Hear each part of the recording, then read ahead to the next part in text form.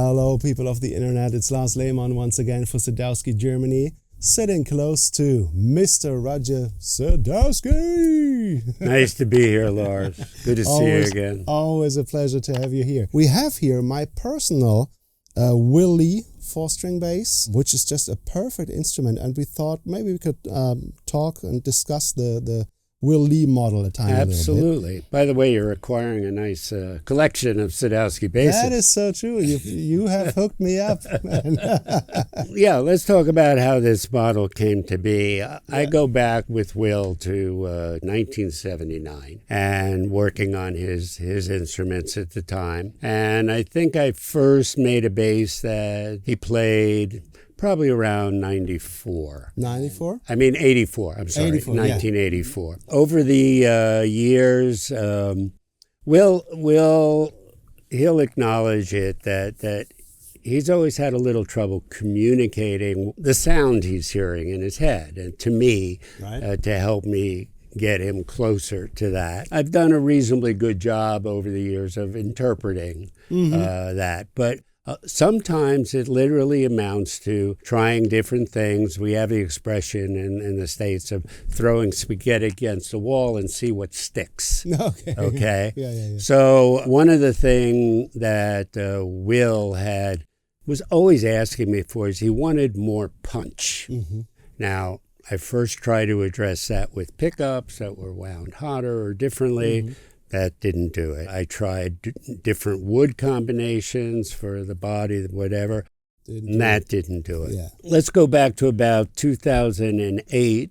So Will's been playing my instruments for years. And, Will could have done an endorsement with any big company, any time he said, let's do it. And he never did. And so he was at the shop, I think it was around 2008. And I said to Will, you want to do a signature model? And he goes, yeah, let's do it.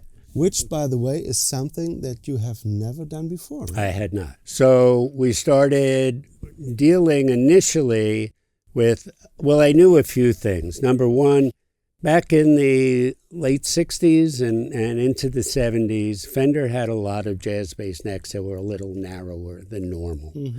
And Will liked that slightly narrower neck. Yeah. So we agreed on this being a little narrower than my normal J. And by the way, it's so comfortable to play. We also agreed that he liked single-coil pickups the most as opposed to my hum-canceling designs. Yeah. Single-coil has a little bit more open air, a little more presence. The only downside of single coils is unless both pickups are on together, you'll get single coil hum. But since I started my business in 79, so much of my focus has been on shielding and noise reduction for all the studio guys that even with single coils, I've been able to get my basses to be as quiet as possible. So again, we agreed on the nut width, we agreed on single coil pickups. Will always like the detuner. So the next issue was this punch issue. Yeah. So finally I said to Will, why don't you get a parametric EQ pedal, play with the frequencies, and tell me which one comes closest to what you're listening for. And he came back to me and said it was 500 hertz. And so then I started prototyping circuits. Now, I don't want to get too technical, but my circuit is transistor-based. They're called JFETs, J-F-E-T. With a JFET circuit, if you change the mids, you're always changing the treble and bass. And that was not acceptable to me. So I figured I had to go to an op-amp circuit, which enables you to have 3 separate bands. So I had an engineer who was making prototype circuits for me, and I put one in Will's bass, and each time he'd come back and say, it doesn't sound like my bass. It doesn't sound like my bass. It was a little frustrating for me trying to figure out what was going on.